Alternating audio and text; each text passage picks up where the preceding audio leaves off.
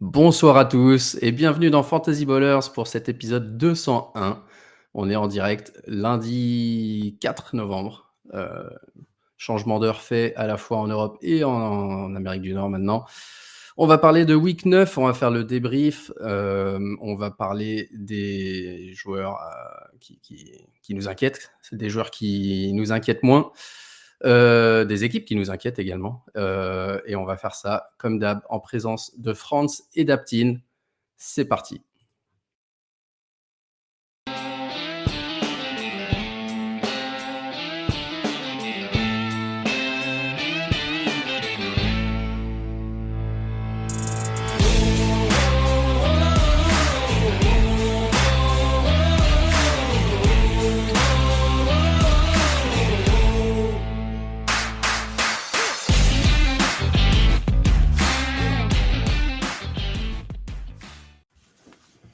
Franz et Aptine qui me rejoignent. Comment allez-vous les gars ce soir?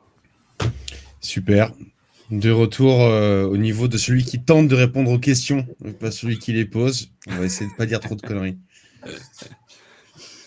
On préfère quand c'est Franz qui pose les questions. D'ailleurs, on préfère quand c'est Franz qui fait l'intro parce qu'elles sont exceptionnelles. C'est très bien.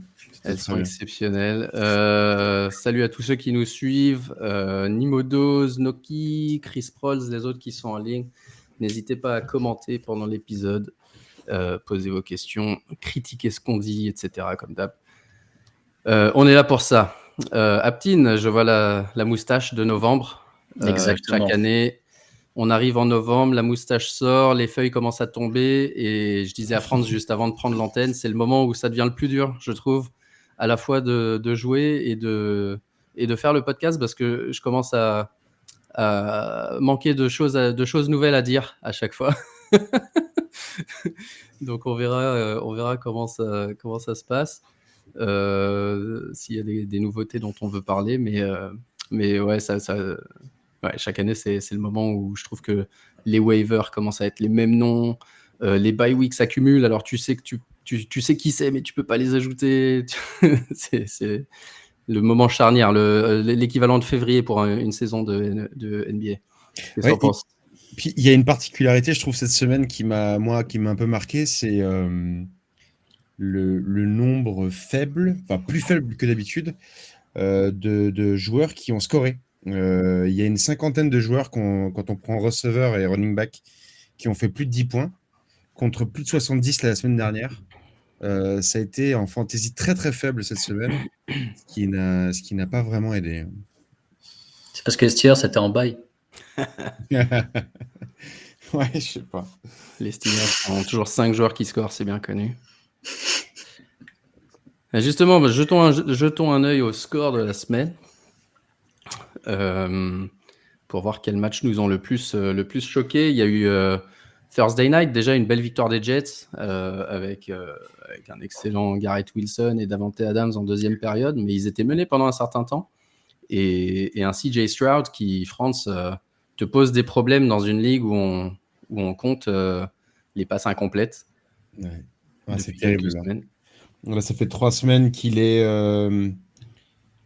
revenu un petit peu à la réalité, peut-être. J'en sais rien, mais il faut dire qu'il a des circonstances atténuantes. Hein. Il a quand même ces gros receveurs qui sont pas là.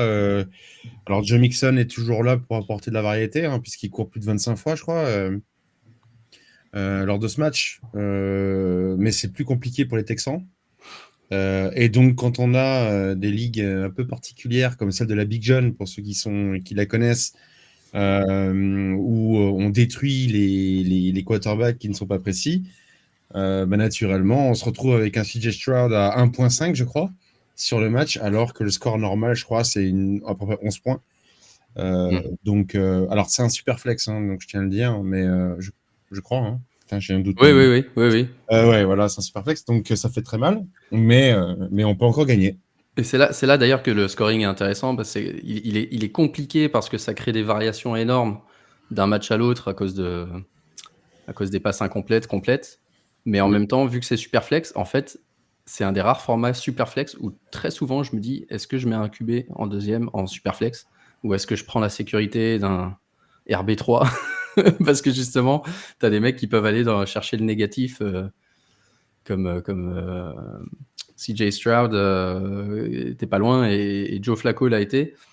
CJ Stroud qui est maintenant à 14,4 points fantasy par match cette saison, en standard cette fois, hein, pas dans le format Big John. Il n'a pas été QB1, donc top 12, depuis 5 semaines. Enfin, depuis 6 semaines même. Donc, Nimodo qui nous dit CJ Stroud qui retrouve son vrai niveau, ça, j'en sais rien. Son vrai niveau, on ne sait pas encore trop ce que c'est, mais... Mais il faut pas écouter, il est pour les Jacksonville. Il faut pas Oui, écouter. je sais bien. Faut pas écouter je ce genre. l'utilisais pour lancer le débat. Donc, Captain, ouais, c'est quoi son vrai niveau? Est-ce que c'est ce qu'on a vu l'an dernier? Parce que l'an dernier, tout le monde avait dit il a été excellent, mais justement, en fantasy, on avait dit attention, il est à peine QB12. Parce que justement, Non, c'est le genre de joueur qui est meilleur en vrai qu'en fantasy. C'était ce que ça donnait dans une ligue qui connaît l'équipe, qui sait ce qu'il sait faire, qui ont vu beaucoup de tape de CJ Stroud, qui était peut-être le QB les plus hypé en entrant dans cette saison. Donc maintenant, tout le monde est à jour, mais après, comme Franz l'a dit, quand tu n'as pas tes meilleurs receveurs, tu ne peux pas non plus performer comme tu performes avant. Pour moi, c'était ce qu'il donnait sur les premières semaines où il ne cassait pas non plus des briques, mais il était un top 5, entre top 5 et top 8, quoi. Le coup des tapes, c'est marrant, ouais.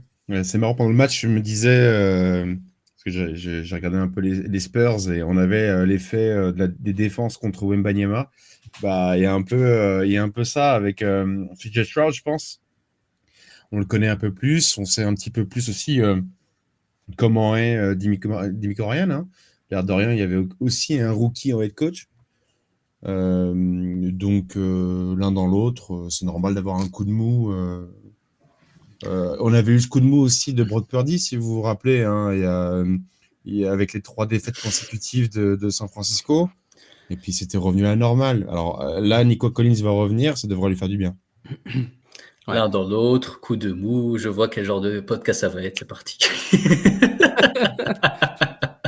Vaut mieux éviter d'avoir les deux en même temps. Ouais.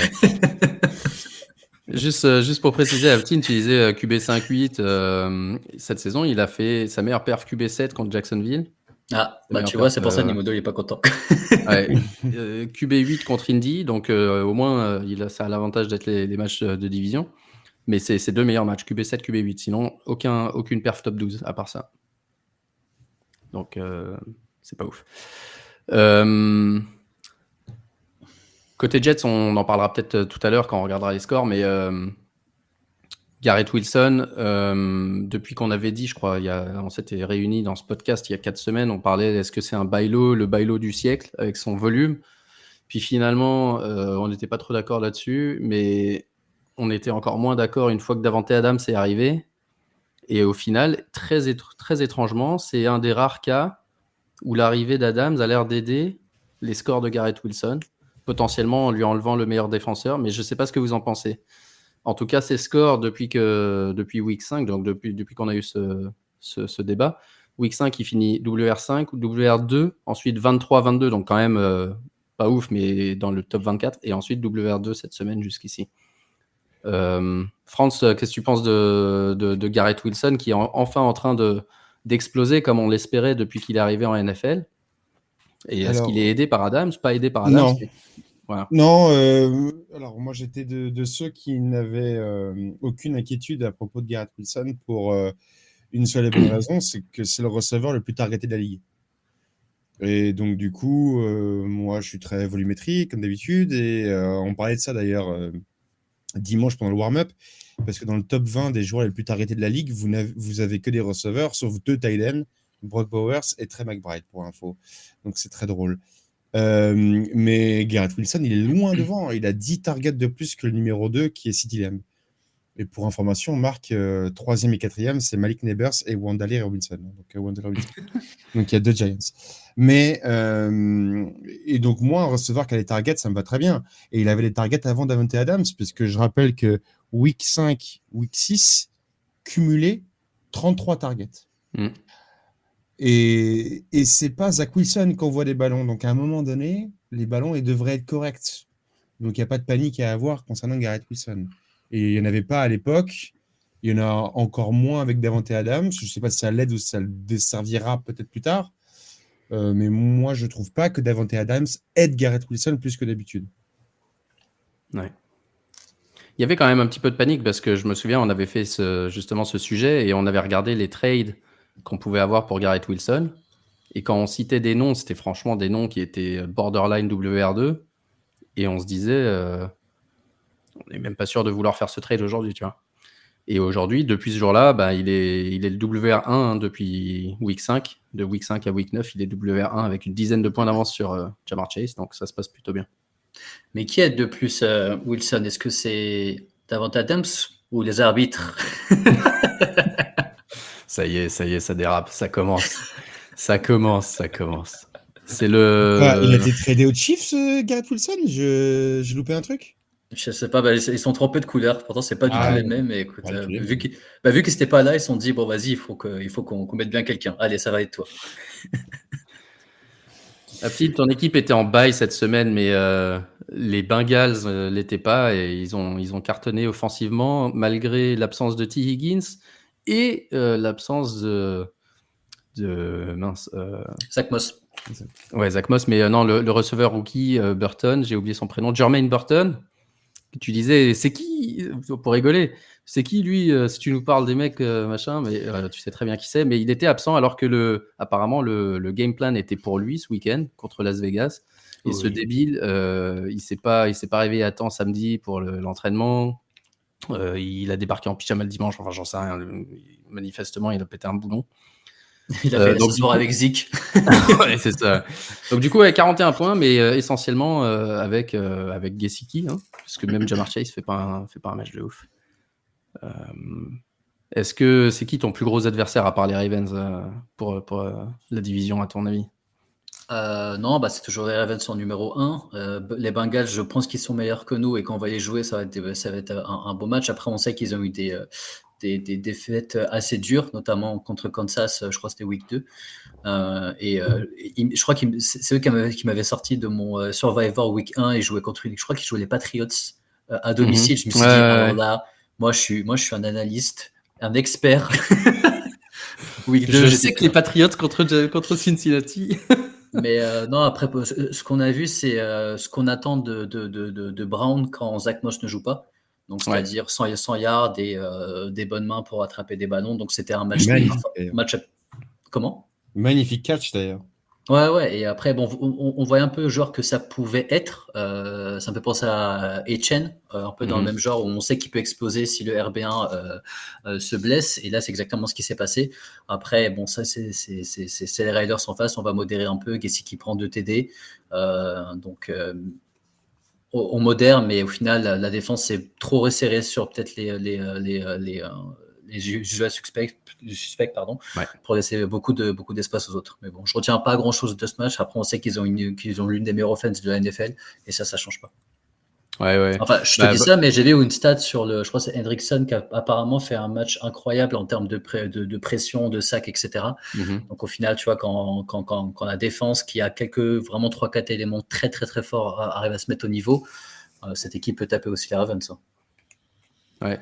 Mike Gesicki qui est le plus gros bénéficiaire finalement quand T. Higgins est blessé, à la fois au début de saison et dans ce dernier match, qui disparaît un peu quand T. Higgins est là.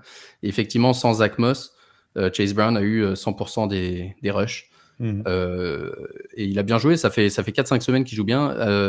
Zach Moss est out indéfiniment, mais les Bengals sont apparemment dans le marché pour un running back. Donc à voir quel type de running back ils essayent de recruter avant la deadline de demain.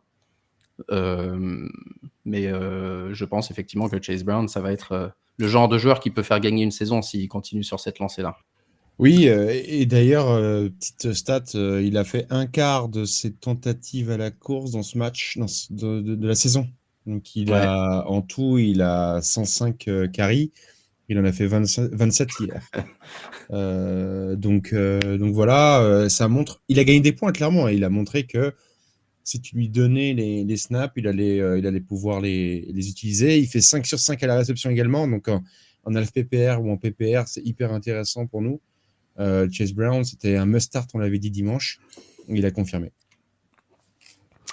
On parlait de Survivor avec les Bengals qui avaient perdu les Patriots week 1.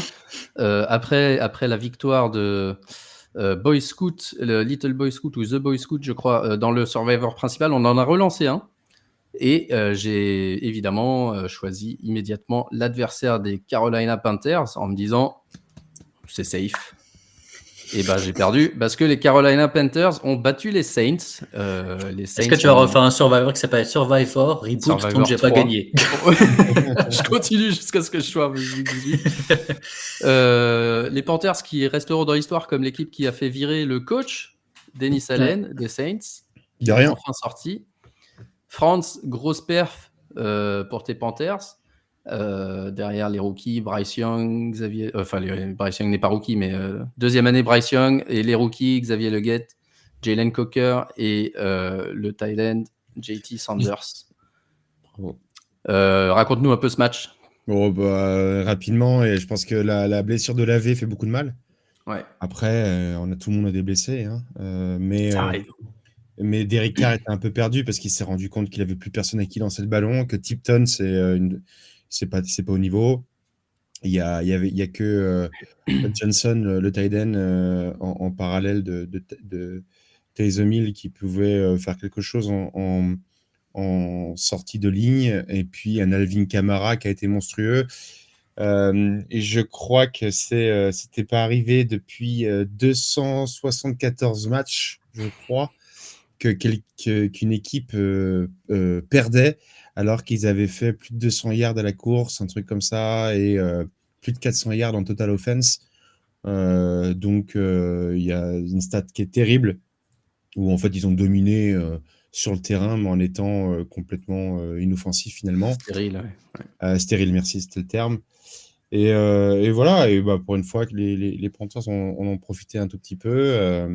Et il y a des joueurs qui sont intéressants, hein, même en fantasy. Chuba Hubbard est désormais top 5 running back en nombre de yards. Ça, c'est ouf. Et top 10 running back tout court. Donc, c'est intéressant en fantasy. Il y a un potentiel tight end, que ce soit en dynasty ou même en redraft, parce que c'est devenu le tight end numéro 1 des Panthers. Et il y a Xavier Leggett qui est le receveur numéro 1 avec un upside touchdown dépendant, bien entendu, mais qui est toujours intéressant. Et tu parles de Chuba Hubbard, pardon. Quid de Jonathan Brooks? Finalement, Ouais. on avait trouvé le bon rôle, hein. On avait dit le running back des Panthers pourrait faire des bonnes perfs et aider des équipes fantasy. On pensait à Brooks pour la deuxième partie de saison, mais finalement, on a Hubbard qui est RB1 jusqu'ici, et toujours pas de Brooks. Est-ce qu'il va jouer cette saison? La semaine prochaine, en théorie, il devrait démarrer. Enfin, démarrer, pardon. Enfin, revenir. Il devrait revenir et être éligible à jouer. Donc voilà, donc la question se pose du coup, s'il revient, c'est pas forcément, enfin c'est une bonne nouvelle pour ceux qui ont gardé Brooks éventuellement, mais c'est pas forcément une bonne nouvelle pour la fantasy, ni pour Hubbard, ni pour Brooks, dans l'immédiat. En tout cas, peut-être pour les playoffs fantasy, si effectivement Brooks monte en puissance et est meilleur que Hubbard, mais... Si tu écoutes le head coach Dave Canales qui dit que son objectif c'est d'être run heavy, c'est pas trop grave. On pourrait imaginer un backfield extrêmement performant à courir 35 fois dans le match. Mais le problème, c'est que c'est pas vraiment le cas. Donc, je pense que ça peut faire mal à Chuba Hubbard. Mais attendons de voir ce que donne Jonathan Brooks en arrivant en NFL. On sait très bien que c'est quand même deux mondes, le college et la NFL. Et je rappelle qu'il revient d'un ligament croisé. On sait très bien que pour les running backs, c'est jamais très bon de revenir d'un ligament croisé. Ouais. Donc, C'est ça. ne panique. On met du temps à monter en puissance, quoi. Donc faut pas... Ça va être la situation typique où le joueur qui est au chaud sur l'IR devient éligible, donc on doit le sortir de l'IR au moment où il y a 6 by week 10, je crois, ou 11, 6 by week 12, et un joueur qui performe pas et qui prend la place sur le banc. Donc ça, j'anticipe que ça va être la situation typique où on se dit pourquoi je me suis embarrassé de ce mec-là, et au final tu vas être obligé de le drop. Ouais, c'est plutôt quelqu'un un joueur d'autre de le prendra pour les fantasy, playoffs. un joueur de dynastie. Pour la dynastie, ça c'est sûr. Ouais, non, je parlais de redraft en l'occurrence. Mais oui, c'est un gros point d'interrogation. Personne ne peut vraiment savoir. Mais de toute façon, le calendrier est compliqué pour les Panthers après les Giants de la semaine prochaine. C'est bye, et après, c'est les Chiefs, c'est 2 fois les Bucks, c'est les Eagles. Donc, ce calendrier est compliqué quand même. Yes. Ce soir, un petit Buccaneers Chiefs, remake du Super Bowl il y a 2 ou 3 saisons. Un petit pronostic, Aptine, toi qui as plusieurs Chiefs dans la dynastie. 27 Chiefs.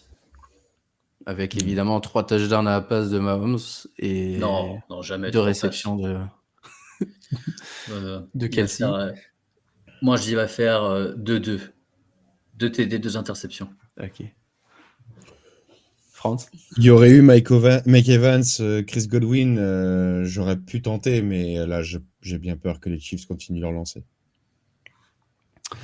Ouais, je vous rejoins aussi là-dessus. Je pense qu'il y a des chances. En tout cas, c'est un match sympa pour je ne donne pas mes pronostics, je suis premier des Fantasy Ballers. Dans c'est vrai, t'as un point d'avance. Ouais. T'as un point d'avance sur moi. Lucho a craqué cette semaine, ça y est, 8-9. Et la pression était trop forte. J'ai gagné un point grâce aux Panthers. Ouais, ouais, c'est clair. Je pense qu'on n'était pas beaucoup, à mon avis, à les mettre. Non, je pense pas. Mais l'avantage, c'est que à chaque fois que les Panthers gagnent, tu nous dis j'ai gagné un point grâce aux Panthers. Mais je pense que les 7 autres fois, non, j'ai quand même beaucoup mis l'adversaire. J'ai mis beaucoup l'adversaire quand même. Bon, bah, bien vu alors.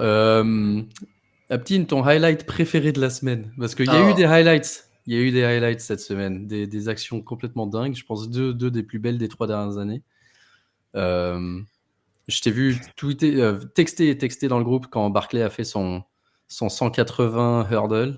Ouais, j'ai rien d'autre à ajouter. J'ai vu ça, je suis parti sur la NBA j'ai mis un D3 dégueulasse contre Brooklyn. Je me suis dit, je peux plus, la NFL. C'est un autre sport, un autre monde. Même l'équipe, ils ont commencé à tweeter des trucs comme ça. Enfin, ils se sont dit, mais en fait, ce sport, ça a l'air pas dégueu du tout. Ouais. Non, ça conne. Et on en parlait en off avant de rigoler, mais le geste inadmissible qui mérite au moins 10 matchs de suspension de Pukanakwa. Qui a mis une légère claque à un joueur. Légère claque et donc voilà. C'est pris une expulsion directe. Et d'ailleurs, il y a un joueur de Détroit qui a été expulsé aussi, un défenseur, et il paraît que c'était pas grand-chose non plus, non? Non, si, c'est mérité. Si, Brian Wrench. Okay. Pourtant, c'est un joueur extraordinaire, hein, Brian Wrench. Moi, je le sais parce que je le suivais un peu, parce que il remontait beaucoup dans les mock drafts de l'année dernière chez les Steelers. Et du coup, j'avais regardé des tapes et j'avais adoré. Donc, on l'a pas pris, donc j'étais un peu dégoûté. Et pour le coup, il y a faute. Hein. Il y a faute, mais normalement, je crois qu'ils sont censés te prévenir avant de te mettre la deuxième. Ils se sont dit, ouais, pour le coup, en fait, le choc est tellement puissant et que le mec, il a même pas là-bas, il se retourne, il dit, il est quelle heure? Et là, bim. Enfin, tu vois, pour moi, c'était mérité. J'ai un gros doute quand même. J'ai l'impression qu'ils sont durs avec lui aussi parce que le mec a pas arrêté de parler après. Hein. Donc, mais il y a faute. Hein. Ah, c'est des DB, hein, tu sais. Ouais, non, mais bon, après, voilà. D'ailleurs, c'est sur l'action où le malheureux Chris Olave a eu une nouvelle commotion. Ouais. Juste après le tac, tu as 4 flags qui arrivent de 4 directions différentes. Ouais.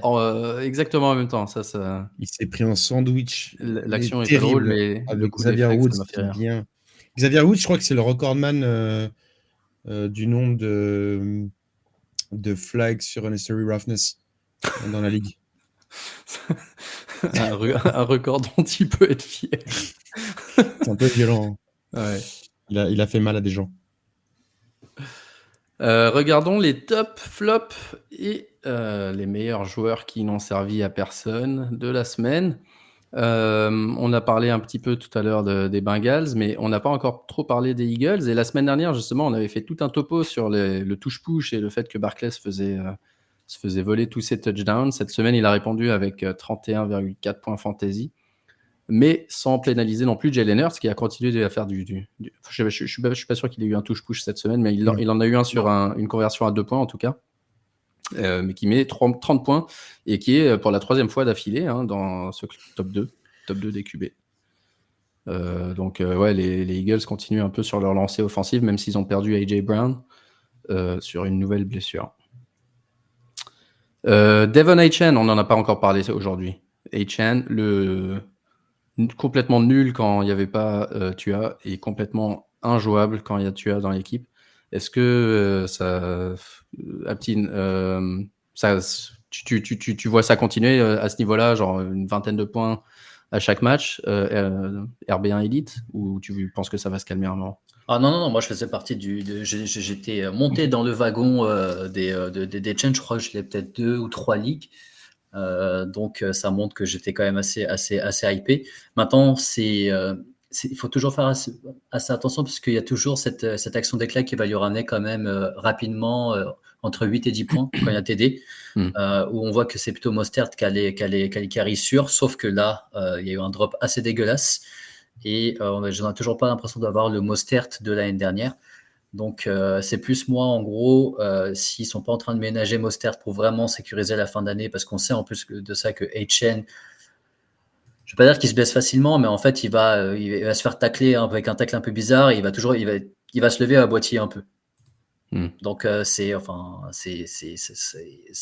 fragile. Moi, je trouve que c'est fragile. Après, je pense que tant que tu es là, ça peut jouer, mais il y a quand même pas mal de zones d'ombre, donc je pourrais comprendre qu'on essaie de le trader et justement de profiter un peu d'un 28 points. On se dit que maintenant que tu es là et que Mostert joue mal, Etienne, je peux le vendre contre un first round. Je pourrais l'entendre. Ouais, un first en dynasty, je pense que c'est un minimum. Regardons, je vais regarder en redraft, tiens, pendant qu'on discute. Et juste un truc, c'est pas lié à Etienne, mais j'avais remarqué que moi j'avais beaucoup de doutes personnellement sur les gros running backs qui changeaient d'équipe et qui allaient dans une équipe très forte avec un quarterback qui est connu pour courir. Donc par exemple Derrick Henry et Barkley. Exactement, Ouais. Derrick Henry et Barkley. Donc moi je les ai nulle part. Et là en fait on voit que ça marche super bien, et pas que pour le running back mais aussi pour le quarterback qui fait peut-être des matchs meilleurs que l'année dernière, parce que là j'ai pas l'impression que Lamar il est excellent cette année. Que Lamar en fait je crois qu'il n'est pas passé à travers un seul match, et c'est vraiment du 20-25 points tout en maîtrise avec son armée de receveurs de même niveau. Ouais. mais en fait ça montre que l'équipe elle marche super bien, quoi. Donc moi j'avais dit Derrick Henry, ils vont pas le faire jouer tant que ça, etc. Ils le font jouer 20 courses, il va mettre 2 TD. Ouais, écoute, si ça suffit pour qu'il marque et qu'il finisse top 3 RB toutes les semaines, bah let's go, quoi. Attention, il y avait eu un creux côté Eagles à un moment donné. Je crois qu'ils sont bien revenus depuis la bye week, si je ne me trompe pas. Je crois qu'il y avait une bye week. En tout cas, ça fait 3-4 semaines que les Eagles reviennent fort. Donc sur le fond, oui, mais pendant un moment, Barkley, il a un peu porté l'équipe quand même. Je pense qu'il a fallu un temps d'adaptation. Link a un petit peu changé. Sirianni T'avais des blessés, t'avais Goddard qui était blessé, t'avais Smith qui était blessé. Donc après, il y a toujours des... Je compare pas du tout Jalen Hurts et Lamar Jackson, mais juste que je m'attendais à bien pire. Déjà, la fin de saison de Philadelphie, je trouvais que c'était pas en fait la grande équipe que je pensais que c'était. Mais maintenant, franchement, depuis un petit moment, enfin, tu vois que c'est très costaud, quoi. Ouais. Juste un mot sur Devin Etienne.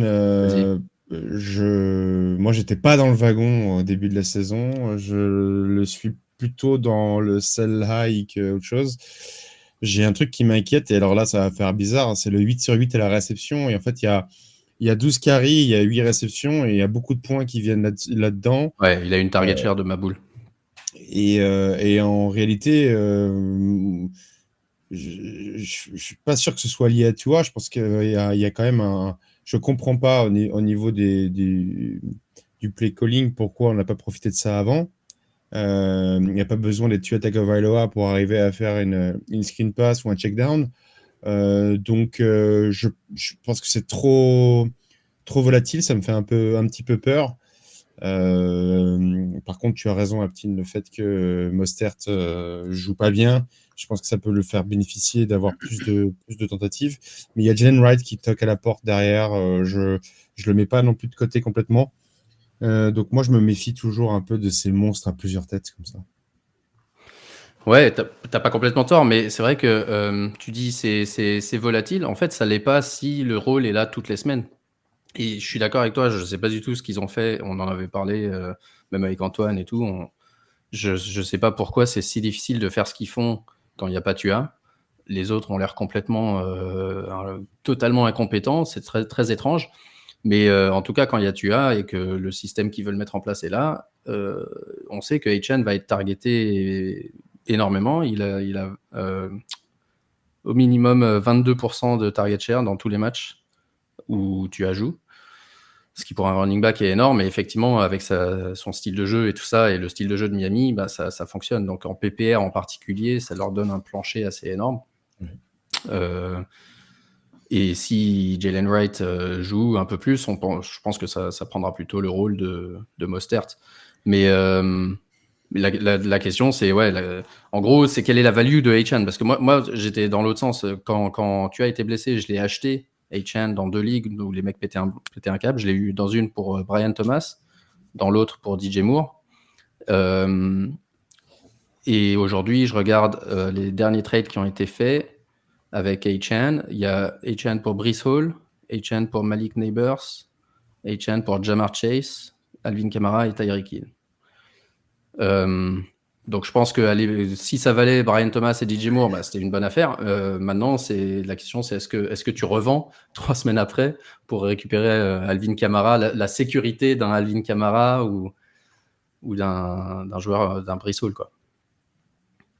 Ou est-ce que tu vas laisser des points en route? Parce que pour le moment, Etienne, quand il joue, il est plutôt meilleur que ces joueurs-là. Donc ouais, c'est un joueur intéressant en tout cas. Et Waddle, on ne voulait pas en parler de une stat line à moins 5 yards, un TD. Ouais, justement, les receveurs, eux, pour le coup, ils n'ont pas encore profité du retour de ni Waddle, ni Tyreek Hill. Et Waddle, c'était très rigolo parce que l'expérience Waddle, c'était mais qu'est-ce qu'il fout? Moins 4 yards, il est nul. Ensuite, il se blesse. Et puis 3 secondes après, quand tu pètes un câble en disant mais il est nul et il se blesse, et en fait, il met son touchdown. Ouais, il est en train de faire le pingouin. Tu dis ah ouais, d'accord. Qu'est-ce qui se passe? Tyreek Hill, c'est un bailo ou pas? Je pense que t'as Tyreek Hill, je pense que là, tu étais à bout et que tu serais bête de ne pas écouter. Enfin, je pense vraiment que là, toutes les personnes qui ont Tyreek Hill, ils doivent être tellement au bout du rouleau et peut-être même éliminés de ligue qu'en tout cas, en dynastie, je réfléchis à voix haute, mais je me dis que là, il y a des mecs qui ont perdu, ils veulent juste des tours de draft. Ouais. Ouais, le problème, c'est que sa value, elle a vachement baissé, quoi. Moi, justement, d'où Bailo plutôt que Sel, mais évidemment. Ah ouais, pardon, est-ce que c'est un Bailo? Bailo, ouais, potentiellement aussi. Franchement, vu les trades que je vois là, alors, encore une fois, je vais vous les donner. Je comprends même pas comment c'est possible. Tyreek Hill pour Davante Adams, bon, ça, à la limite, ça va. Tyreek Hill pour Trey Tucker. Hein. Tyreek Hill pour Trey Tucker, le mec de Raiders? Ouais. Tyreek Hill pour Isaiah Likely. Je parle de redraft qui sont des trades qui sont passés aujourd'hui. Tyreek Hill pour Romeo Doubs. Donc, sincèrement, si c'est ça la value de Tyreek Hill sur le marché. Il y a un Tyreek Hill linebacker chez les Ravens. Dès qu'on arrête l'émission, je vais aller faire une offre pour Tyreek Hill dans toutes mes ligues. Parce que là, effectivement, si c'est ça la value aujourd'hui de Tyreek Hill. Je te parle de craquage des propriétaires. C'est ça, c'est des mecs qui en peuvent plus. Des GM, pardon, des general managers de Tyreek Hill.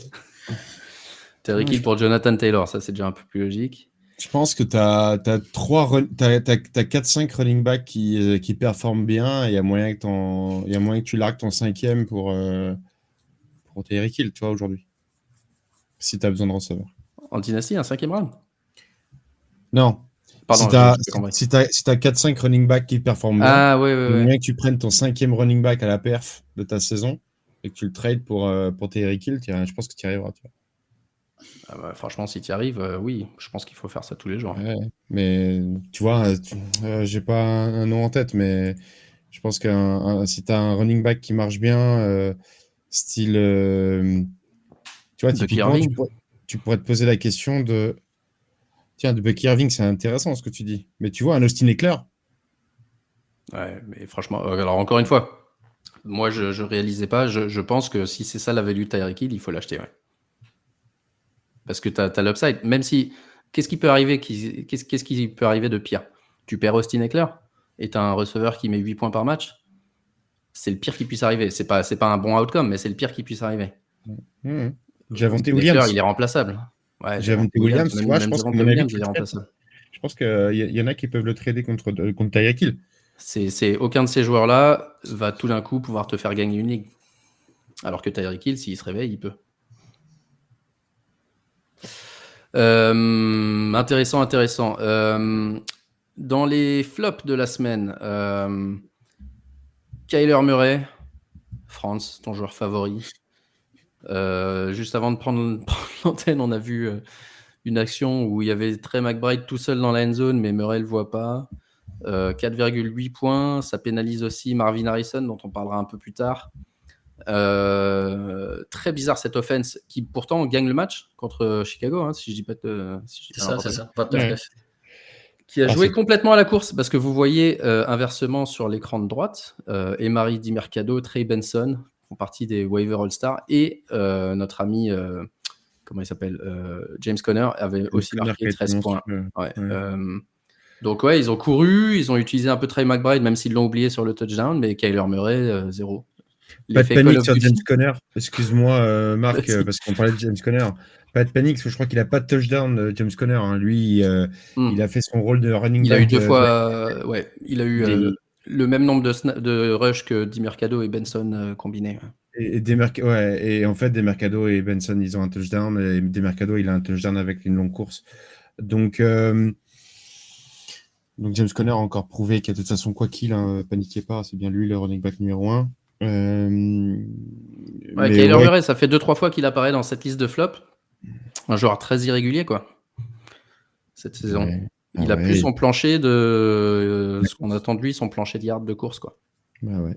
C'est ça. C'est ça. Tu sais pas sur quel pied danser avec lui.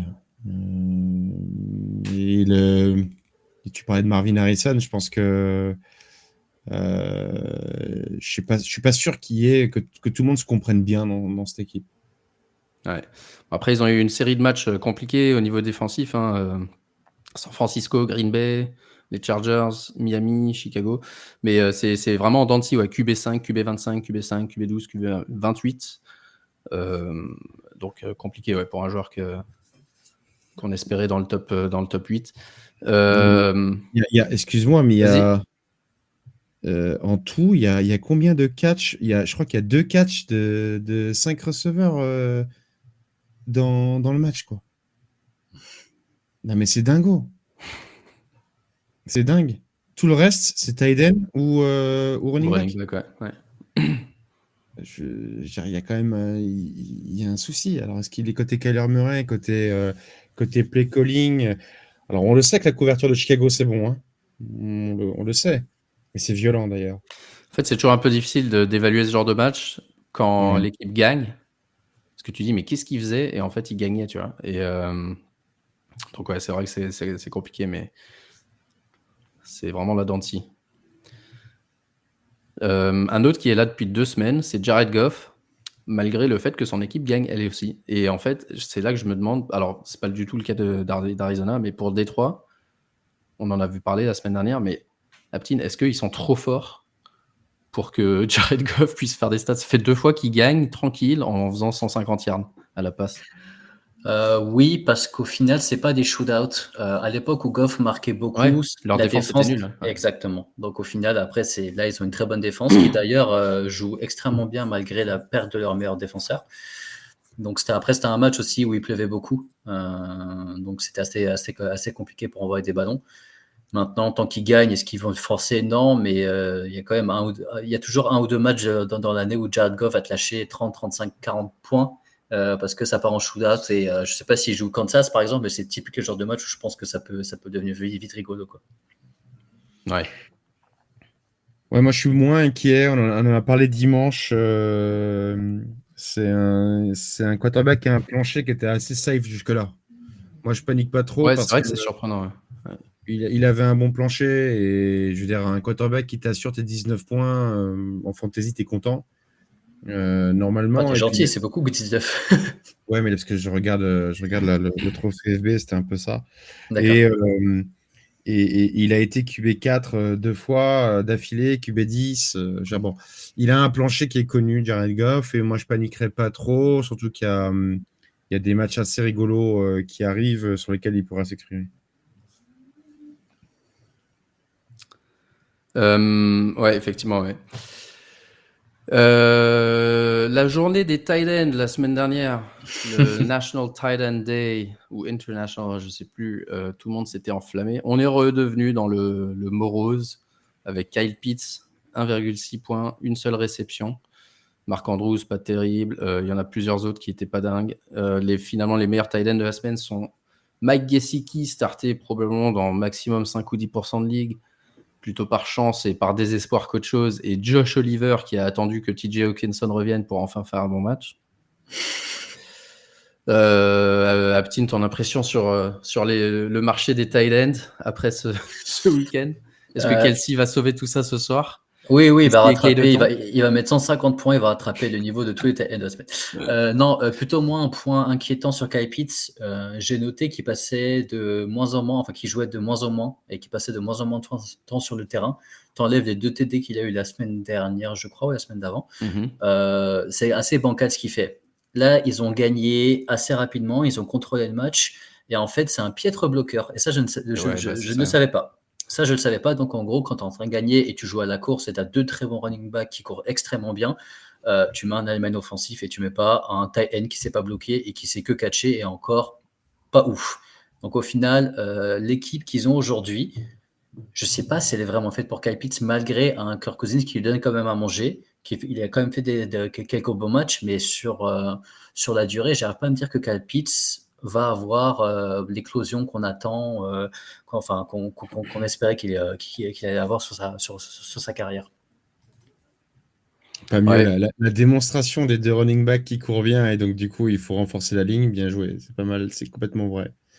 Moi je l'ai vu sur une action où mais quand je te dis le mec en gros il était là, il a pris il a fait son premier pas, il a mis sa main, il a juste fait ça, comme si c'était un enfant, genre pousse-toi. Alors, il a jamais été bon au blocking, c'était au blocage. L'année dernière on disait pourquoi il joue pas à l'opposé de Drake London et puis ils ont pris Darnell Mooney. Et Darnell Mooney ça marche hein. Donc au final quand ils gagnent parce qu'ils ont quand même une très bonne, je crois ils sont 6-3 ou un truc comme ça, enfin ils ont ils ont une bonne équipe quoi, c'est à peu près on s'attendait à peu près à ça, enfin moi perso je m'attendais un peu à ça, mais c'est vrai que dans ce type de match, est-ce que tu veux jouer sur un Kyle Pitts, est-ce que Kyle Pitts doit être sur le terrain? Non. Et le problème c'est que si tu l'as, tu es quasiment obligé de le starter, donc c'est vraiment flip a coin quoi. Franchement déjà t'as des joueurs qui se font insulter sur Insta, mais lui il doit prendre tellement cher. Ouais. Je dis pas qu'il faut, hein. Ça fait 4 ans que tout le monde espère qu'il devienne un joueur régulier. Et là, il avait enfin enchaîné 3 très bons matchs. Et quand enfin on se dit, ça y est, Kyle Pitts, il a un vrai rôle, bim, 1,6. Ouais. Franz, est-ce que Kayleton, que tu aimes beaucoup, va remonter le niveau moyen cette nuit? Oui, c'est le receveur numéro 1 des Buccaneers. Donc, en théorie, il devrait avoir ses 9 targets, 6 réceptions, 58 yards et un TD. Alors, notez, hein, si c'est ça la ligne de stats. Ouais, gros pari là. J'ai une ligue où on est ex-aequo avec Nico. Pratiquement ex-aequo, je crois que j'ai un point d'avance ou un point de retard plutôt. Lui, il a Kayleton et moi j'ai Baker Mayfield. Donc j'espère qu'il va pas faire trop de passes à Kayleton. Ouais. Logiquement, je devrais gagner, mais on sait jamais.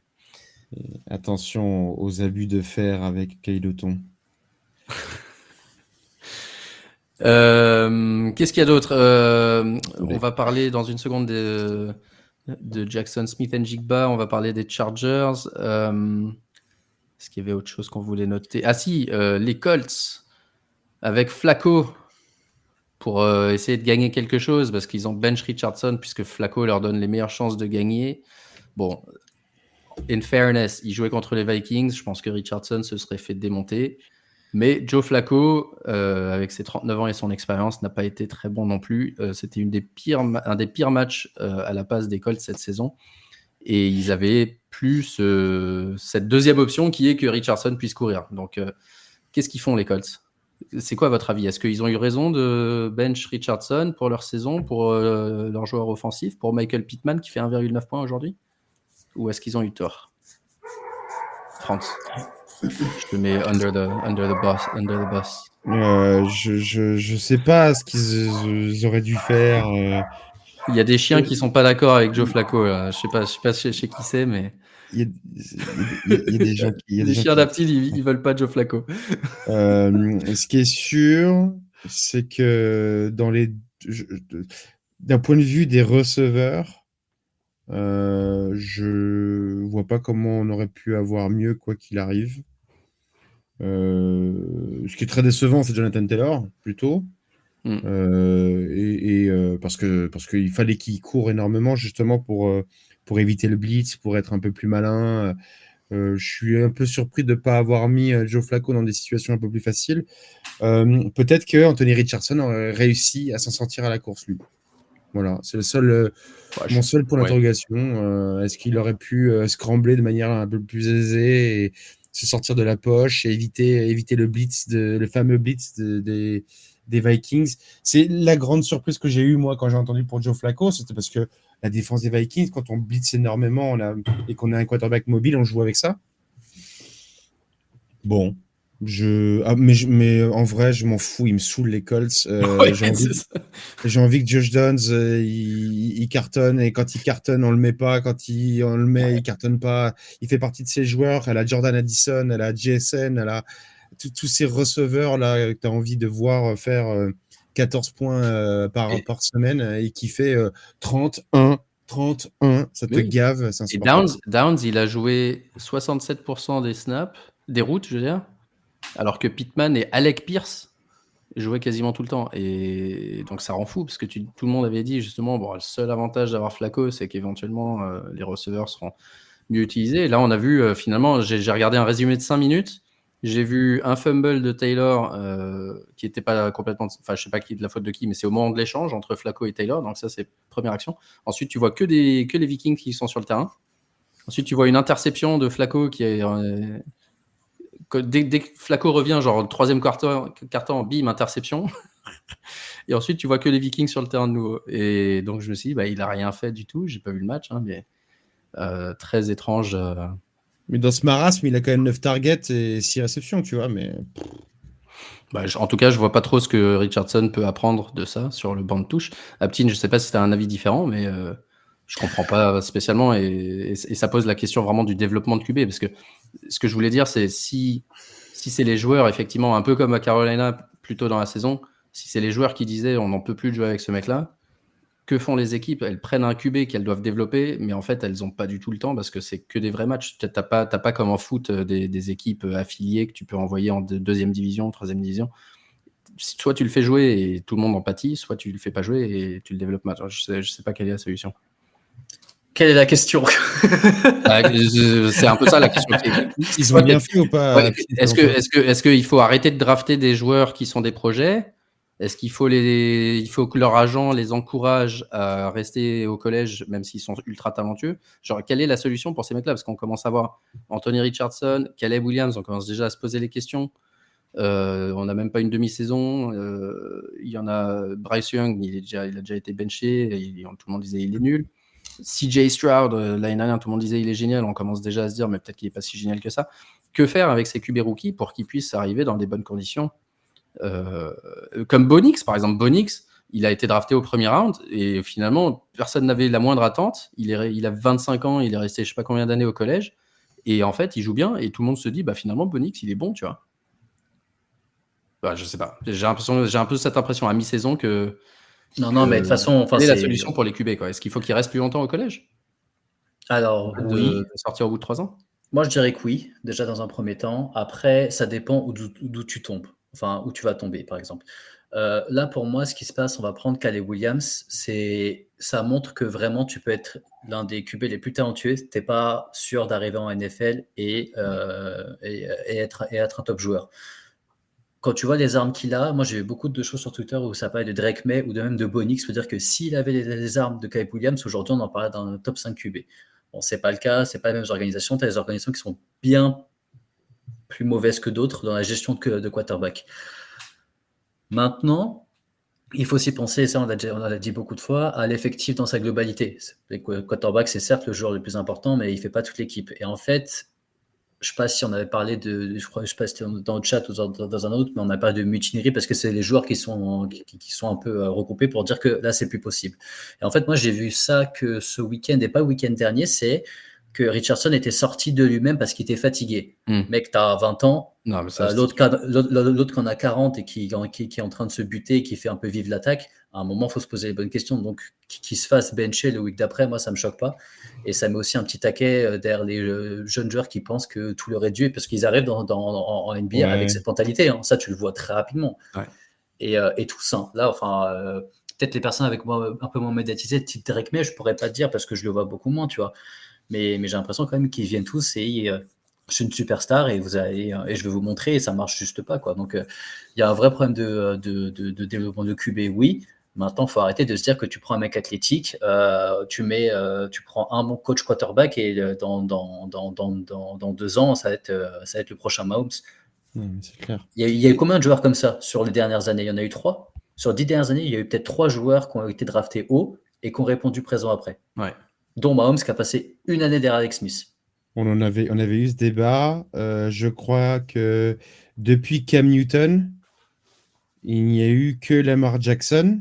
Et encore drafté haut, il est drafté Non, pas là-bas, drafté haut. ouais, c'était fin du 2 tiers de premier tour. même 30e Plus. plus. Ouais, 30 et quelques, Ouais. je crois. Mais sinon, c'est Joe Burrow. Ouais. Le dernier, finalement. Mais pour Ouais, revenir à ce que tu dis, Burrow, la première année, il a galéré, et ensuite il s'est fait démonter le genou, et ensuite ils lui ont mis son oui, mais t'as vu qu'il était fort, le mec. Oui, En ça fait, c'est vrai. visuellement, tu savais qu'il était Ouais, fort. ouais. Il n'y avait pas trop de doute. Mais encore une fois, Burrow, enfin excuse-moi, je te coupe, mais Burrow, il était âgé, quoi. Il avait genre 23-24 ans quand il est arrivé. Ouais, ouais. Il avait beaucoup Et joué. avant que Timono tombe dessus, mais- moi je mets pas Lawrence dans une Non. réussite, par exemple. Non, bien sûr que non. Et Kenny Pickett était âgé et ça n'a pas marché, tu vois. Donc au final, il n'y a pas trop de règles non plus. Mais Ouais, mais déjà, je pense que et rincé. il est érincé. Mais le fait est que il y a les coachs punissent leurs quarterbacks aussi. Et c'est des restas, les mecs, quand ils arrivent. Donc à un moment donné, il faut les punir d'une manière ou d'une autre. Les mettre sur le banc, c'est les punir.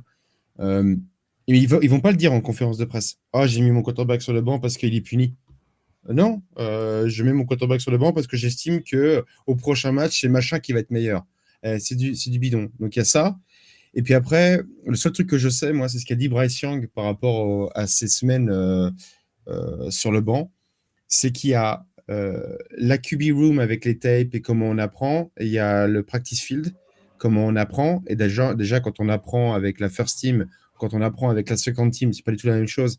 Et quand tu vois un autre QB fonctionner avec la first team en match, c'est pas du tout la même chose. Et lui-même disait l'interaction qu'on a avec l'oreillette, l'interaction que le quarterback il a en match, le quarterback expérimenté, il a en match sur le terrain, comment il discute avec le coordinateur offensif, avec le head coach, comment ça interagit, comment il voit, il lit les défenses et que je peux voir en vrai versus moi sur le terrain et je dois apprendre de moi-même, bah, c'est pas du tout la même chose. Et même si tu fais 3 semaines un peu sur le banc, comme Bryce Young il a fait, il a dit pendant ces 3-4 semaines là, bah, j'ai pu voir un quarterback expérimenté sur un terrain NFL. Et avant ça, les mecs, ils n'ont jamais accès à ça. Ouais. Et ils ont besoin d'avoir accès à ça pour apprendre. Ouais, bah, on le voit avec des joueurs comme Geno Smith, Sam Darnold qui font des résurgences en deuxième partie de carrière. Après, justement, avoir été benché, avoir été le backup pendant 2-3 saisons de bonnes équipes. Mais c'est vrai que la prochaine draft va être extrêmement intéressante parce qu'on est typique là dans les joueurs qu'on a cités depuis 5-10 minutes, c'est les mêmes joueurs qui sont en train d'arriver. Tu en as 5 qui répondent exactement aux mêmes critères. Donc il va arriver, athlétique, bras, je fais un peu gagner mon équipe, ok, je mets 400 yards contre, je sais pas moi, Missouri, Texas AM 3, je sais pas trop quoi, et après ça va faire un match référence. Donc là, moi je pense qu'on va tomber dans un truc où peut-être ils vont un peu se calmer aussi. Est-ce qu'on va prendre 5 QB dans les 10 premiers pics? J'ai quand même l'impression que ça va être un peu plus homogène l'année prochaine parce que là, en fait, on a eu beaucoup d'échecs, trop d'échecs sur la dernière saison, les 3-4 dernières saisons. Et moi, ce qui me rend ouf, c'est que les fans, enfin, je le vois un peu avec les Giants parce qu'on arrive à ce cycle où on se dit, bon, Daniel Jones, ça sera clairement pas là. Lui, pour le coup, on a été patient avec lui. 70 starts. On se dit, ouais, bon, c'est pas la solution. On aura probablement un pic encore dans le top 10. Et je vois sur Twitter, les fans et tout, ils sont là en train de me montrer des... Alors, j'ai pas les noms en tête parce que je suis pas encore en train de les suivre, mais c'est de nouveau, je vois que des QB qui courent, qui sont athlétiques, hop, ils échappent à de la pass rush pourrie du collège. Et ouais, ça y est, putain, mettez ça dans l'équipe des Giants avec Malik Neighbors, et c'est bon, on est des superstars. Et je fais, putain, c'est les mêmes fans qui, week 7, vont demander la tête du mec parce qu'il est complètement nul. Je fais, mais c'est pas possible. Pourquoi est-ce qu'on continue à faire tout ce même schéma, quoi? Brady, on l'aime ou on l'aime pas, il l'a dit. Hein. Ouais. Il l'a dit. Les mecs, ils sont mis dans le feu. Ils savent même pas quelle température il fait. Ils ont aucune connaissance du rythme NFL et on les jette là-dedans. Ah, mais c'est pas les entraînements que tu fais avec la practice squad qui vont t'aider en quoi que ce soit. Hein. C'est comme un basketteur qui vient de G-League, il arrive en NBA, c'est pas du tout la même chose. Ouais. À un moment donné, il faut arrêter de croire que parce qu'on est fort dans d'autres compétitions, sinon on va prendre le meilleur joueur de ELF et il va être nul en NFL. Enfin, faut arrêter. Et il y a un truc qu'a dit Dave Canales en conférence de presse, c'est pas sur un quarterback, c'est sur Jalen Coker, donc qui est undrafted et qui montre de très très belles choses. Il y a un journaliste qui pose la question, qui dit mais je comprends pas pourquoi il a été pris non drafté, personne n'en voulait quand vous l'avez libéré et que vous l'avez récupéré en practice squad. Et là, il dit un truc tout de suite, très juste, qui fait petite école. Petite école. Ouais, grave. Les mecs, Tyrone Tracy, c'est pareil. Il faut arrêter avec les gros programmes universitaires. Il y a un volume de joueurs qui est énorme, avec une proportion de cartons qui est en réalité vraiment à se poser question. Et parce que tu es petite école, tu peux être talentueux et au final, tu es undrafted et tu as moins de chances que les autres, alors que ça se trouve, tu es peut-être meilleur. Ouais. Très bien. Un qui vient pas d'une petite école, c'est Jackson Smith-Njigba. Enfin, un gros match breakout. Aptin, je jouais contre toi. Je pense que tu suivais pas parce que c'était tard dans la nuit dans la ligue des Euro Towers. On était à peu près ex-aequo en projection 197-197. Je me disais, ça va être marrant. Et là, fin du 4e quarter, Jackson Smith-Njigba show. Il fait genre une réception de 60 yards, derrière il marque un touchdown et je crois qu'il a refait encore une grosse réception mais sans marquer de touchdown en prolongation. Enfin bref, beaucoup de sa production tard dans le match, mais il profite énormément de l'absence de DK Metcalf et peut-être qu'enfin il va devenir ce WR2 et que les Seattle vont arrêter avec leur set de 3 receveurs, etc. Aptin, puisque tu l'as justement dans cette ligue-là, qu'est-ce que tu attends de lui pour le reste de la saison ? Qui continue. Après, on sait que ça va pas arriver, mais je pense que là, il fait que de gagner des points et proposer une vraie diversité quand Metcalf va arriver et pas se dire que en fait, on a que Metcalf et vraiment utiliser Njigba sur ce qu'il sait faire. Donc au final, est-ce que il va pas prendre plus de targets à Lockett, qui est toujours là, mais au final, est-ce qu'on on mettrait pas moins en avant et plus utiliser Metcalf à son retour plus comme un decoy. Moi, je pense qu'ils vont rester sur ce qui marche et vraiment continuer à utiliser Njigba comme on le voit sur les 2 derniers matchs. Ouais. Après, c'est ce qu'on espère tous. Enfin, tu vois, là, Metcalf, il va arriver, il va commencer à s'énerver, tu vas avoir son gros bras, tu vas dire, je te donne la balle, il n'y a pas de... tu l'auras. Mais c'est ça, c'est ce que tu dis. Je pense que c'est le rôle, tu vois. On voit une variété de routes beaucoup plus diverses sur les derniers matchs. Et je pense que c'est vraiment le but, c'est qu'ils prennent une fois pour toutes le dessus sur Tyler Lockett. Que Lockett ait une fois de temps en temps un touchdown, une action en tant que 3e receveur, mais que ça devienne vraiment, qui simplifie le jeu pour Geno Smith. Un running back, 2 receveurs, ça c'est tes armes principales. Et t'arrêtes d'essayer de disperser à tout le monde, quoi. Et ça pourrait aider fortement en fantasy. Franchement, moi, ce qui m'inquiète, c'est qu'ils ont perdu. Ouais. Gino fait un match catastrophique. Non, mais il a les pics qu'il a. Il y a eu des interceptions incompréhensibles. Ouais. Incompréhensible, c'est horrible. JSN, ça doit devenir Amon-Ra St. Brown, tu vois. Il a tout pour être Amon-Ra. Savoir jouer dans le slot, pouvoir faire in route, post X, vertical, jouer dans le flat. Il a toutes les routes, hein. Il sait tout faire. Comme Amon-Ra. Il doit être Amon-Ra St. Brown, ce mec. Mais j'ai peur qu'il le voit pas. Et j'adore ce joueur. Je l'ai beaucoup, moi. Beaucoup trop. Et du coup, pareil, le côté montagne russe, j'ai peur qu'on le quitte pas tout de suite. C'est quoi son calendrier d'ailleurs? Les Seahawks. Ils sont en bye cette week. Ils sont en bye cette semaine, ce qui va le rendre intéressant pour les waivers si jamais il est dispo. San Francisco après Arizona, Jets. Donc à voir si DK Metcalf revient ou alors si c'est celui qui se tape Sauce Gardner. Et à nouveau Arizona.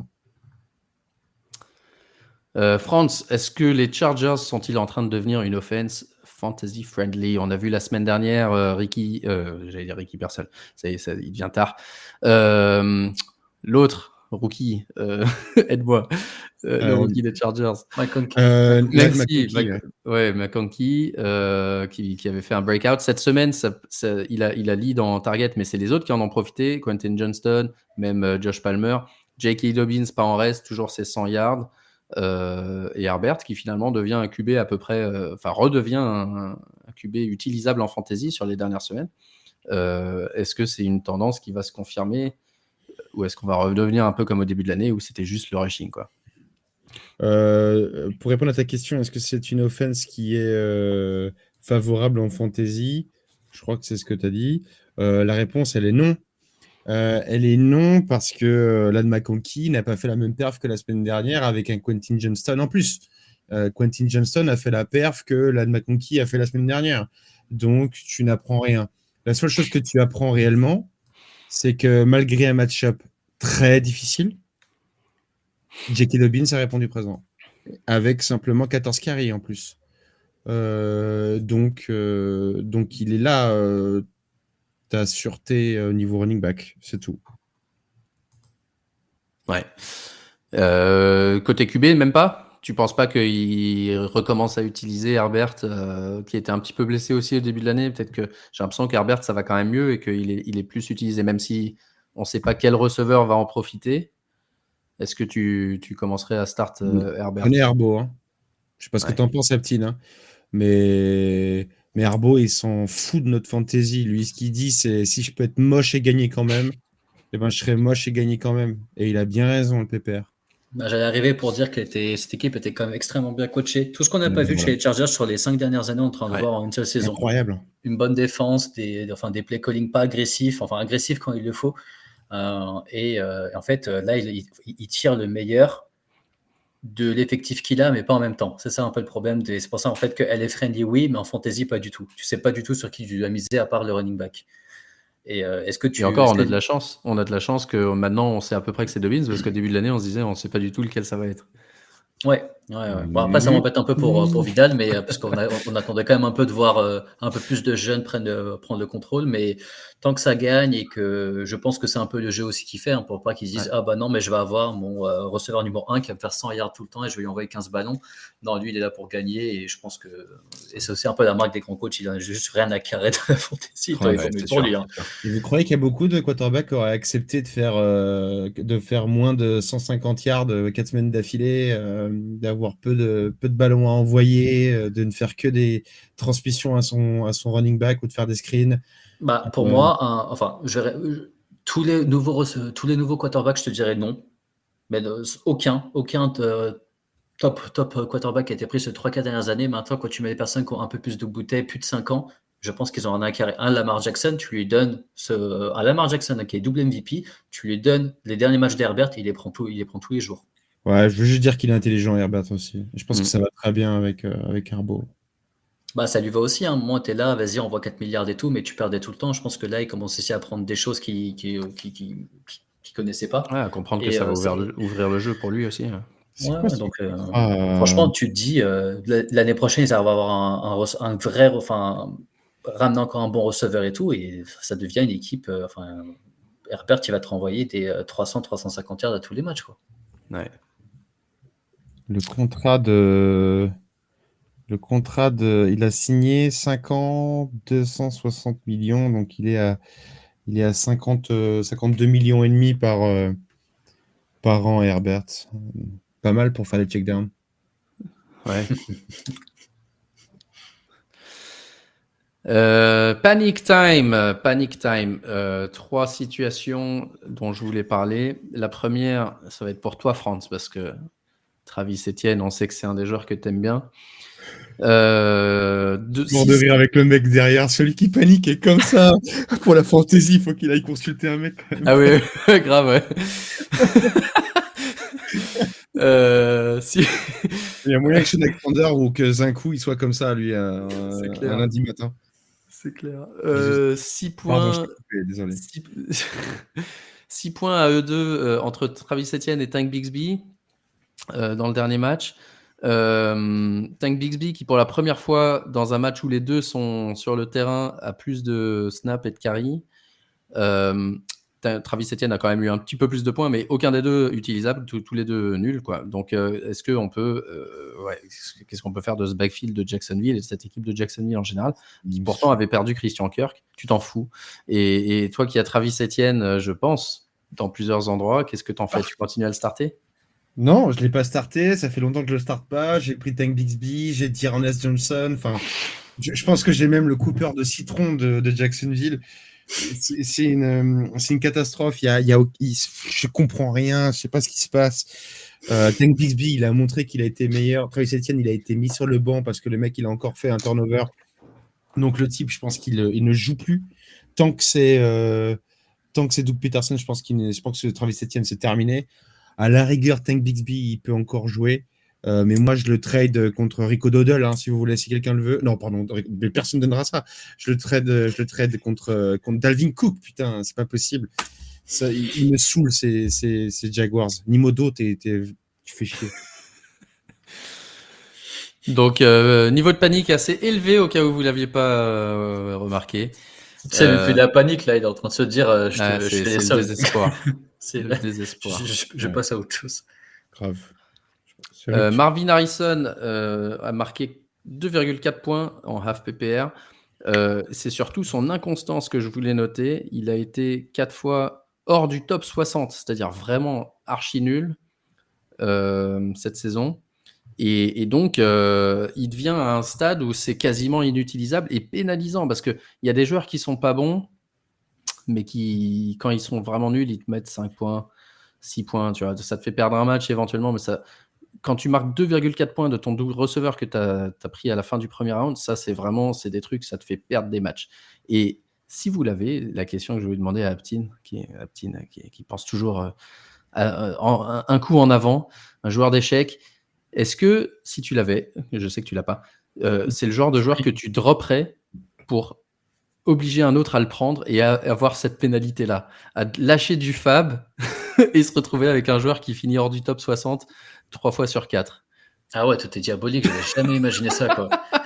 Ça devait être le problème de quelqu'un. Je pense que Ouais, après, ça dépend de ton niveau de craquage, quoi. Si on parle du mec de la photo, ouais, enfin, vaut mieux que tu le lâches, quoi. Mais non, enfin, je peux pas me dire que tu peux lâcher ton premier ou ton deuxième choix parce que tu sais pas quand il va marquer, parce que faut juste pas que tu utilises comme enfin, dans ta tête, c'est pas un receveur 1 ni 2, c'est un flex qui a énormément d'upside, c'est tout.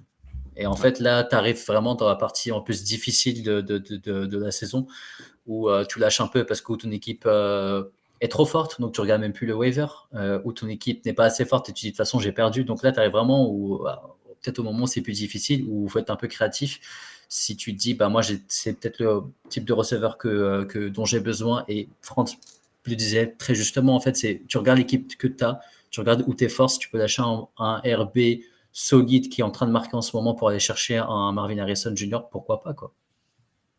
Pourquoi pas? Donc après, ce que je te dirais, on savait qu'il était régulier parce que c'est l'équipe qui est régulière, c'est les plays qui sont réguliers. J'ai l'impression que c'est même la division dans laquelle il joue qui est assez régulière. SF en galère, Rams 0, enfin, ils sont sur 3-4 victoires d'affilée, c'est super difficile. Donc après, si vous l'avez pris, c'est que vous aimez les risques, mais et qu'on voulait je lâcherai pas. Ouais, voilà, que vous voulez kiffer. Donc après, faut assumer. C'est la vie d'un receveur star rookie. Voilà. Ouais, c'est clair. Et puis en plus, ils n'ont pas vraiment les bons calls pour lui. J'ai l'impression, j'avais vu une stat la semaine dernière, c'était peut-être il y a 2 semaines encore. Justement, avant son bon match contre Miami, c'est un des joueurs dont la average depth of target est la plus élevée. Donc c'est que des grosses passes de 15-17 yards, ce qui évidemment ne l'aide pas à se mettre dans un rythme, etc. Donc là, ils ont les Jets cette semaine, bye week 11, donc c'est pour ça que je posais la question. Mais pour moi, c'est un vrai problème de coaching. En fait, c'est quand tu prends un receveur star ou un QB star, tu mets quand même, enfin, tu fais quand même le nécessaire pour qu'il apprenne et qu'il fasse aussi des stats. Après, t'es pas là pour qu'il fasse ses 100 yards par match, mais en fait, là, pour moi, tu le mets pas du tout dans des bonnes conditions pour se développer en tant que joueur et aussi donner, enfin, donner aux joueurs de faire plus. Donc là, pour moi, je trouve que c'est pas bien géré. On a vu énormément, d'autres cas où, que ce soit QB, receveur, ou ton rookie star, où tu l'utilises très mal. Et je pense que très rapidement, si le mec est assez fébrile, et ils sont quand même assez fébriles dans leur tête, malheureusement, c'est que le mec, il commence à craquer, quoi. Moi, je te dis, on a Pickens, donc je peux te dire que en termes de fébrilité, on connaît, quoi. D'ailleurs, j'ai vu Pickens pendant la bye week. Même pendant la bye week, il s'est distingué à l'entraînement en faisant un catch de ouf et en se foutant de la gueule du DB sur qui il a fait. Déjà qu'ils mettent les 2 pieds quand ils mettent le TD, après il pourra exactement. commencer à tailler les gens, quoi. Ok, donc un peu moins paniqué par Marvin Harrison et un petit peu de... Tu aurais dû savoir à quoi t'attendre, un peu comme les Colts qui auraient dû savoir à quoi s'attendre quand ils ont drafté Anthony Richardson. Numéro 3, France, l'offense des Cowboys. Quand j'ai écrit le slide, j'ai mis est-ce qu'on peut start un joueur si Dak est blessé. Maintenant, on sait que Dak est blessé. Enfin, on pense que Dak est blessé. Plusieurs semaines il est blessé. out. C'est sûr et certain. C'est sûr. Ouais. Donc, il sera out plusieurs semaines avec un problème de d'ischio-jambier. Donc, la question, est-ce qu'on peut starter un Cowboy? Et même CeeDee Lamb est probablement blessé lui aussi. Donc, je ne suis pas la bonne personne à qui poser cette question. Si, justement, je sais que tu es la bonne personne. Tous les dimanches, je dis que je veux m'écarter de cette offense des Cowboys. Il n'y en a qu'un que tu peux starter, c'est Dowdle. Voilà. Même Ferguson, à la rigueur, parce que les tight ends, c'est chaud, quoi. Mais c'est Dowdle. CeeDee Lamb, d'ailleurs, est blessé, hein, pour info. Donc voilà. Mon frère serait là et dirait Jalen Tolbert quand même, mais bon, si c'est pas Dak Prescott, t'en sais rien. Justement, là, l'équipe, on voit qu'il manque plein de cadres, que ce soit en attaque ou en défense, ils vont courir après le score. Donc au final, il faut quand même que tu joues sur on va dire, agressif, et c'est le seul joueur qui aujourd'hui répond à cette agressivité. Et si tu cours derrière le score, moi je le vois que lui, donc il fait quand même une bonne saison. Ça reste des scores de flex qu'il fait, mais il suffit juste d'un TD pour qu'il passe receveur numéro 1. Tu n'as plus les 15 targets de CeeDee Lamb. Donc, tu auras moins de passes, des moins bonnes passes. Mais je pense quand même que Tolbert, surtout sur les weeks qui vont arriver, va être assez intéressant. Je suis d'accord avec toi sur le fond. Mais moi, ça me fait flipper. Avec Cooper Rush, on n'a jamais vu Cooper Rush, enfin, là, à part là, quoi. Non, on l'a vu la dernière. On l'a vu il y a 2 saisons, il avait remplacé. Non, mais pas avec Tolbert, c'est ça que je veux dire. Non, pas avec Tolbert. Ah, ouais. Donc, à ce niveau-là, tu n'as pas trop de. Mais c'est pas que tu l'as pas avec Tolbert. Coaching staff, j'ai du mal. Enfin, j'ai peur. Moi, ils me font peur, les Cowboys, de manière générale. C'est pas très fantasy de dire ça. Putain, mais une page se tourne, quoi, Marc. Merde. Hein? Une page se tourne, là, on est en train de. Mais rappelle des vivre. Ouais, c'est ça. Parce que les Cowboys, ils avaient dit on est all-in, et en fait, ils font une des pires saisons parce qu'ils étaient forts les 4-5 dernières années. Et là, on sait pas où ils vont, là. Mais je crois qu'en fait, nous, depuis qu'on a commencé à Fantasy, Dallas a toujours été intéressant. On est une des meilleures équipes Fantasy, tu vois. Ah oui. Et en fait, là, j'ai pas envie de vivre ce moment. On vieillit.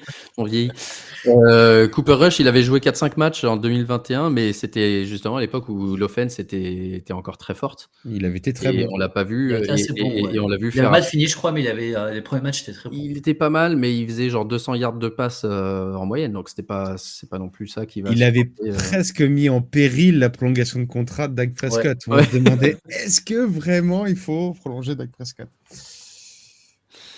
Ils sont all-in, pas all-in. Je vois qu'on est au moment des jeux de mots intéressants. Est-ce que ça sera Cooper Rush ou Trey Lance, selon vous?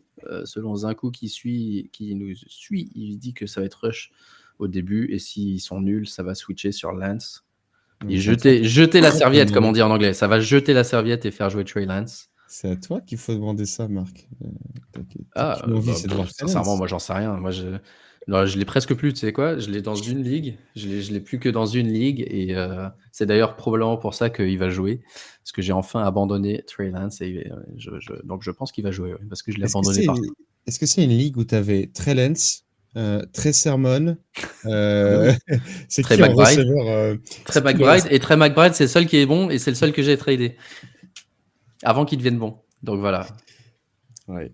avec les trays, moi, c'est du 100%. C'est vrai. Ok, donc niveau de panique très important sur l'offense des Cowboys pour la fantasy, d'autant plus que, comme on l'a dit, Dak Prescott est blessé et probablement CeeDee Lamb également, même si c'est pas encore officiel. Donc on le voit là. Drake London, il est sorti un petit peu, mais normalement ça devrait aller. Chris Olave, commotion, c'est la 5e documentée en NFL. Donc lui, c'est chaud. Je pense qu'il va rater plusieurs semaines, au moins 2. D'ailleurs, ils sont en bye week 12, donc c'est pour ça que j'ai mis week 13 retour. CeeDee Lamb, il est blessé à l'épaule, donc à moins qu'il nous fasse une Jordan Mason, ce qui, vu la saison des Cowboys, m'étonnerait fort. Il sera out 2-3 semaines aussi. Dak Prescott, on vient de l'apprendre. AJ Brown, c'est l'autre important dont je voulais parler. AJ Brown qui se reblesse au genou, qui est sorti. La dernière fois, on avait vu Dallas Goedert prendre un peu de volume, mais lui, il est absent, donc il reste plus que Devonta Smith. Est-ce que vous pensez que Jahan Dotson, qui a fait 2-3 réceptions intéressantes, peut enfin commencer à jouer dans cette équipe de Philly? On va pas dépenser du fab pour le savoir. Non. Non, je pense pas, non. Pas beaucoup, ou alors pas beaucoup. Ouais. Ça, c'est quand tu passes après, tu vois qu'il est en vert, il y a un plus, tu dis allez. Tu sais, à 9h02. Ah, c'est ça. Voilà, les typiques ajouts free agent du mardi matin, du mercredi matin, dont nos amis canadiens se plaignent. Enfin, 8h02 pour toi, mec. Désolé. Waiver, j'ai l'impression d'écrire le même waiver toutes les semaines depuis 3 ou 4 semaines maintenant. La priorité est toujours au backup running back si vous le pouvez. Les derniers exemples, on a vu Ray Davis faire un bon match. On voit vraiment que c'est ces joueurs-là qui peuvent faire la différence quand ils joueront. À part ça, est-ce qu'il y a un joueur, à part toi, France, les receveurs des Carolina, qui, à ton crédit, t'étais le premier à le dire. Attention, Xavier Liggett, il s'est fait un petit peu mal à la main aussi. Un peu mal au poignet. Donc, à voir. Il doit être examiné. Est-ce qu'il y a des joueurs, Aptine, toi, que tu ajoutes, ou si tu es en galère, par exemple, de receveur ou de QB, tu vas chercher certains de ces joueurs-là? Oui, bah après, je pense pas mettre de l'argent dessus parce que c'est des noms qui se valent un peu et il faut un peu regarder pour streamer. Donc, est-ce que tu mets beaucoup d'argent pour un stream? Je pense pas non plus. Tu vas toujours mettre tes 2-3 $ parce que les mecs, ils vont jouer. C'est qui la pire défense en ce moment? Non, j'allais dire Vegas, mais Vegas, un match sur 2, ils sont solides. Bon, une défense de merde. Pourquoi pas, mais peut-être qu'on fait peut-être Bonix parce que je pense qu'en. J'allais dire, si t'as Dak Prescott, sur qui tu te jettes pour essayer de sauver ta saison? Me jeter. Sincèrement, non, pour moi, les trois noms se valent et j'irai par rapport au match-up, clairement. Il y en a un qui fait pas partie du tableau qu'on pourrait rajouter. C'est Demarcus Robinson qui n'est possédé que par 21% des rosters possédé, mais tu crois qu'on est en quelle année là? Demarcus Robinson possédé dans 21% des ligues. Oui. C'est vrai. Et ça, c'est fou parce qu'il y a plein de joueurs comme ça où tu te dis, le gars, il a un rôle en tant que WR3 et les deux receveurs se blessent. Et tu te dis, peut-être qu'il va en profiter. Et en fait, il est encore plus nul. Tout d'un coup, en tant que WR1, il redevient WR3, tout le monde la drop. Et tout d'un coup, il a retrouvé son rôle, sa petite niche. C'est ça. Moi je l'avais beaucoup starté et je trouvais qu'il faisait à peu près le taf. Mais en fait, tu t'attendais pas à ce que quand les deux receveurs stars reviennent, qu'il ait un rôle. Franchement, c'est des personnes qui pensent qu'il va remarquer 25 points toutes les semaines. Allez-y, quoi. Mais c'est clairement pas le cas. Mais c'est typique de genre. En fait, j'ai l'impression qu'on en a cité quand même beaucoup, notamment France aujourd'hui, de ces receveurs qui vont te scorer dans un match où tu vas dire, non, mais en fait, il n'y a aucun feu qui était ouvert. Et week d'après, quand tu vas le starter, va te faire ton 0, tu vas perdre ton match-up et tu vas aller sur Twitter. Va niquer ta mais tellement. Tellement. Mais il fait des beaux catchs. Hein. Ah non, mais moi, je me souviens de ces années aux Chiefs, il était vraiment, vraiment bon. Et en plus, ça se voit que tu le vois énormément dans les phases de jeu où il bloque assez bien. Et c'est un mec, en fait, qui va vraiment se buter pour son équipe, tu vois. Et je pense que c'est ça qui a été apprécié. C'est pour ça aussi qu'il a toujours un rôle. Et tant mieux pour lui. Après, je pense qu'il a beaucoup profité de la sortie de Pukanakwa. Mais bon, ça, c'est, je pense, le typique le genre de joueur où tu auras un regret. Tu vas le starter, il va rien te faire. Et quand tu vas dire, bon, bah, c'est bon, là, les receveurs stars sont revenus, tu vas rester tranquille avec 30 points sur ton banc. Tout à fait. Ok. Un miracle du lundi soir, peut-être dans vos ligues dont vous avez besoin. Non, moi, c'est la première fois que je gagne tous mes matchs. Ça y est? Ouais. Oh, beau gosse. Ah, voilà un peu de vert. Oh là Donc, là. j'ai soit du vert vif, soit du rouge vif. Donc, j'ai pas grand-chose où je suis encore en ballottage. Une, je crois. J'ai envie de bench Mahomes parce que je gagne de 50 points, mais il peut me faire un moins 51. Pour être sûr, ouais. Au cas où. Sait-on jamais. Moi, je suis en ballot. Il me faut un beau carry munt. Ouais. Il me faut un très beau carry munt pour pouvoir gagner dans la ligue de nos amis du front office. Mais je suis pas très... Et un beau Baker Mayfield dans une autre ligue. Donc ça va. Bucky Irving, 23 points de plus que Hopkins. C'est pas impossible. C'est peu probable. Même si j'ai l'impression qu'Hopkins va scorer ce soir. Parfait, les gars. Bah, merci. Un peu moins bien que préparé que quand c'est France, évidemment. Mais on fait ce qu'on peut. On fait ce qu'on peut avec les moyens du bord. Merci à vous. Merci Aptine. Merci France. Merci à tous ceux qui nous suivent.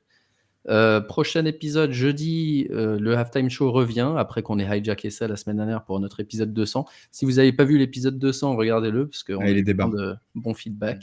Soufiane existe. Soufiane existe, c'est pas juste une légende. Soufiane existe vraiment.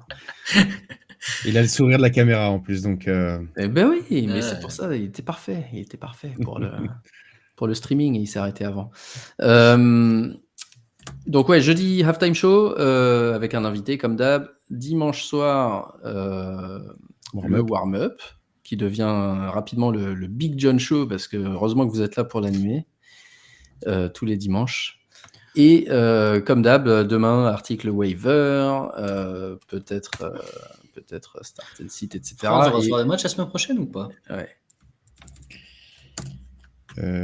France, est-ce qu'on va se voir les matchs? Peut-être un petit. On the spot, comme on dit. Ah, ça pourrait être une bête d'idée, ça. C'est vrai qu'on travaille pas le lundi. Eh bah oui, bah voilà. Bah ouais, c'est férié. Ah, bah ouais. Ah, bah voilà. Bah enfin, les Français, pas d'excuses pour me laisser en galère pour la fin des matchs. On est bon là. On est sur une bonne tendance. Et c'est Panthers Giants à Munich, donc ça veut dire 15h. Ouh, bah peut-être que tu feras pas le warm-up, tu seras trop occupé à regarder Panthers Giants. Je sais pas. Peut-être que je serai déjà trop bourré à 18h du coup. Ouais. À voir. Ou alors warm-up à midi. Bon, France, t'as dit oui devant des milliers de personnes. Ouais, la France entière. La France entière est témoin. France, madame. Elle dit discute avec madame, Jack après. Parce que déjà elle va me dire non. Donc je prends des forces. Allez les gars, merci beaucoup et on se dit à très bientôt. Ciao, ciao. Ciao, ciao. Peace.